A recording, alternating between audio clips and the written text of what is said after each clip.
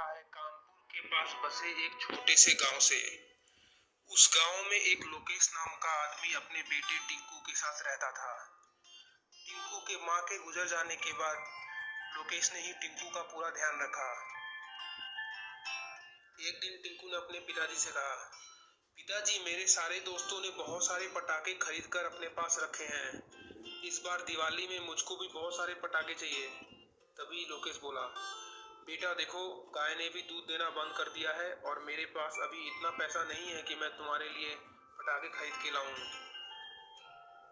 यह सब सुनकर टिंकू बहुत नाराज होता है और एक जगह बैठकर दुखी होकर रोने लगता है। तभी उसके पिताजी उसके पास आते हैं और कहते हैं, अच्छा ठीक है, चलो हम लोग जंगलों में चलते हैं और कुछ लकड़ियां तोड़ के लाते हैं। लकड़ियों को बेचकर जो भी पैसा आएगा उससे हम तुम्हारे लिए पटाखे लेकर आएंगे। यह सुनकर टिंकू बहुत खुश होता है। फिर टिंकू और उसके पिताजी दोनों लकड़ियां काटने के लिए जंगल की ओर निकल जाते हैं। फिर वह जंगल में लकड़ियां काट के वापस घर की ओर जा रहे होते हैं।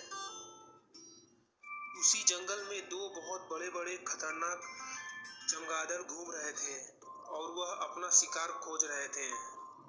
तभी उनकी नजर टिंकू और लोकेश पे पड़ी। वह टिंकू और लोकेश के पास जाते हैं।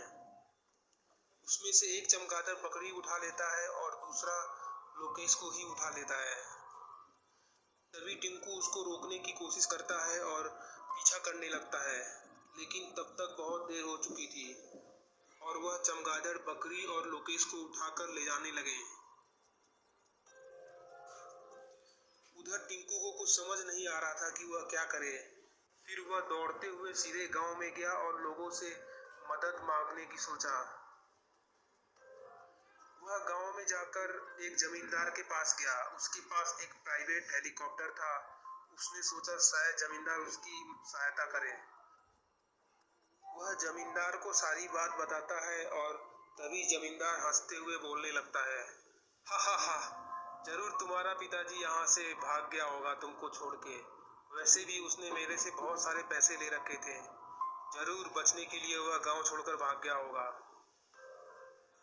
जमींदार ने उसकी सहायता नहीं की और टिंकू बहुत दुखी हुआ और जंगल में जाकर उसी जगह अपने पिताजी को खोजने लगा और रोते रोते वहीं पर सो गया।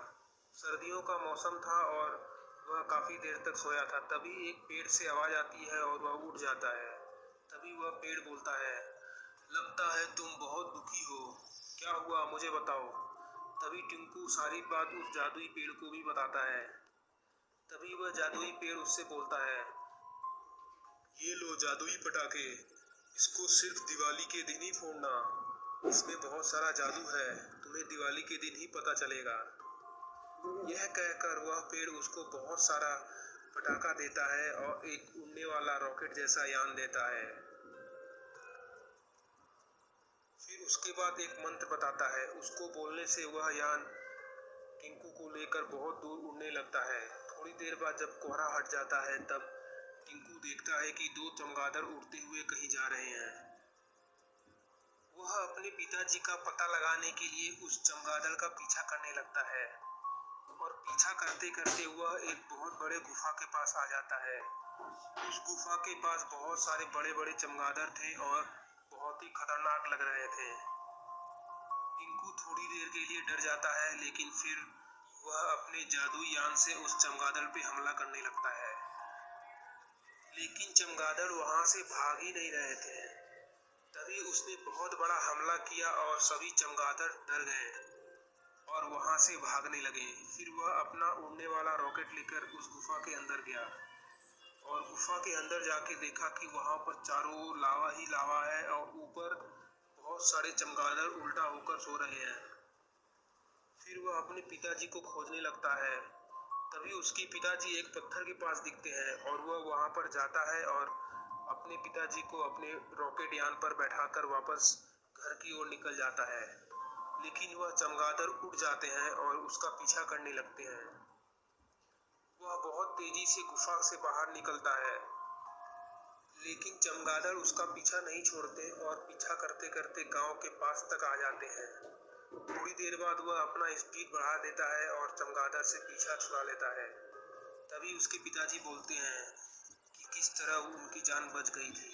वह चमगादड़ के पंजे से नीचे गिर गए थे और दौड़ते हुए एक पत्थर के पीछे छुप गए थे। वह घर वापस आके दिवाली के दिन जब रॉकेट जलाते हैं तो उसमें से बहुत सारा पैसा नीचे गिरने लगता है। उसके बाद जब वह अनार पटाखे को जलाते हैं तो उसमें से भी बहुत सारा पैसा नीचे गिरने लगता है। उसके बाद सभी लोग बोरा भर भर के पैसे अपने घर लेकर चले